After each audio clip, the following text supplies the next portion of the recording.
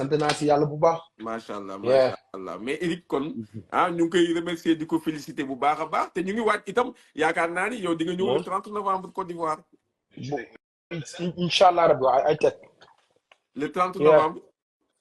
le 30 novembre incha allah waaw dinañ ñëw bu soobee suñu borom. ok waaw di wax waa Côte d'Ivoire nañ ñu xaar Abidjan waaw. ñëpp dinañ la xaar dinañ ñëw incha allah le rabbi 30 novembre incha allah rabbi ñu soutenir aussi nos frères. Ada Fass day def combat MMA am. Serigne Ndiaye 2 Petit Lo mi nga lim léegi mu ngi ci live bi di commenter. ak kële nga xamante ne itam moom mooy Albouri. ak Tafsir le champion du monde de kickboxing aussi. ñoom ñëpp dinañ def le combat de MMA le 30 novembre à Abidjan incha allah rabbi. te buñ fa jógee itam dañuy dem Togo parce que MMA bi il faut MMA bi gën a dox. ak ligue bu bees bii di Eric Favre nation MMA. dañ ci liggéey lu bare. et pourquoi pas ñu dem ba. ñu dem ba. Milano.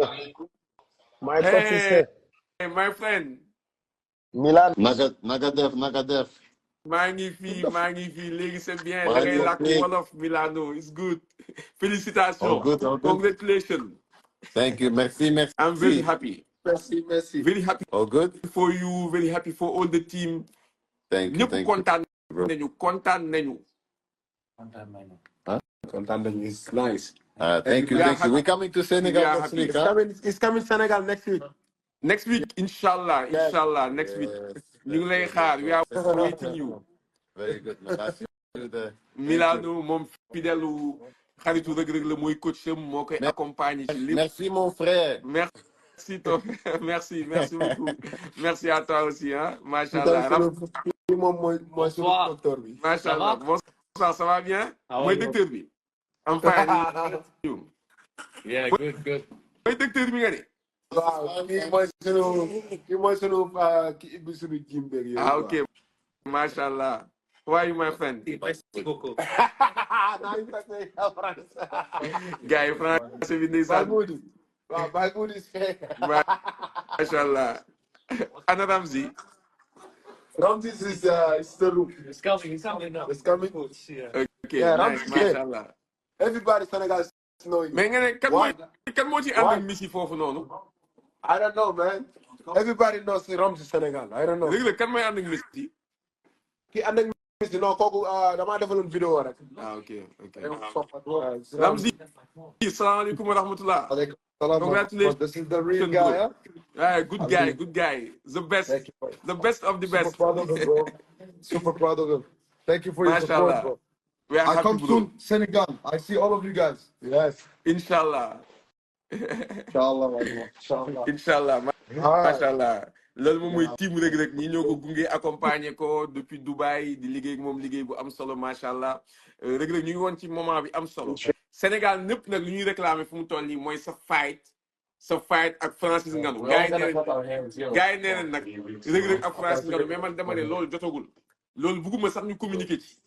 Reug Reug yow est-ce que tey lan nga gis lan mooy sa avenir ñaata combat moo la dese ci One Championship fu mu toll nii ñaata It's good. Very good. yi nga signé ñaata moo dese ci One Championship rapidement ñu libéré la xam naa ne yaa ngi ci France. Maybe it's France. Reug Yow lii fu ñu ko defaree du France. t-shirt Eric Favre yi waaw. dañ koy defaree fépp ci àdduna de Fan lañ ko defaree.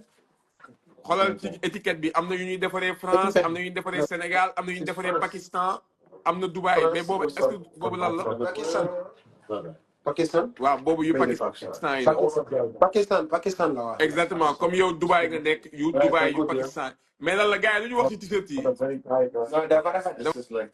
wan ma t-shirt bi ma xool loolu man il faut ma am ci man il faut Eric jox ma ci t-shirt yi parce que mënul jël yow chaque jour ngay sol ay t-shirt Eric Favre yu bees te man aw ma ci t-shirt yi man mi di liggéey ak moom ma xool sax ndax est-ce que Eric nekkul ci ligne bi macha allah Elimane Cissé ñu ngi koy nuyu ñu ngi koy séen ci ligne bi Elimane Cissé moom itam liggéey na liggéey bu am solo ci combat bi Elimane Cissé président Yaxya Diop président fédération kickboxing itam maa ngi koy séen maa ngi koy nuyu bu baax a baax moom itam il s'est toujours battu pour le MMA au Sénégal et aussi indi nañu champion du monde de kickboxing ñu ngi koy nuyu bu baax là on a Eric aussi Eric bonjour à tous Eric, Bonjour.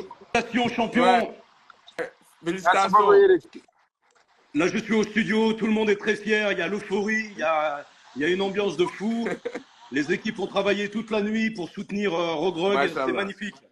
Exactement. Merci beaucoup, Là, Eric. je Merci profite beaucoup. devant tous nos auditeurs pour te remercier de tes bons conseils, de tes suivis que tu me permets de Ouais. soutenir des gens comme Rogrog. Beaucoup de gens me disaient que je faisais une erreur de direction, mais j'étais convaincu Ouais. depuis le début que Rogrog avait les capacités de remporter cette belle victoire. On est très très heureux, vraiment très fiers. Et il a lancé un message important tout à l'heure par rapport à ton soutien que tu apportes aux différents combattants sénégalais et même tu les accompagnes avec la nutrition. Lui, il a dit qu'il a utilisé les produits par rapport à sa préparation. Le textile aussi, tu vois, il est même en Eric Favre actuellement. Puis les gars, ils aiment bien les t-shirts.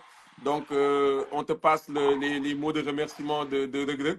Et aussi, est-ce que tu peux nous parler rapidement des combats de MMA qui auront lieu le 30 novembre? On dirait que le MMA a le vent en poupe actuellement. Oui, alors effectivement, nous avons 12 grands combats le 30 novembre, avec, comme tu le sais, nos champions sénégalais comme Adafas, Petilo, Albouri. Il y aura Tafsir, bien sûr, également qui seront présents avec Le nous. champion du monde de kickboxing, Le champion Tafsir. du monde de kickboxing, c'est quand même le deuxième champion du monde de kickboxing dans l'équipe Eric Favre là, depuis quelques mois. C'est vraiment quelque chose de magnifique. Le travail paye.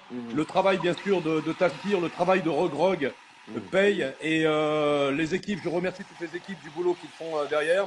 On va réaliser un événement et un week-end sénégalais à Abidjan, puisqu'effectivement, le 30 novembre, nous aurons ces 12 combats avec des rencontres entre 10 nations d'Afrique.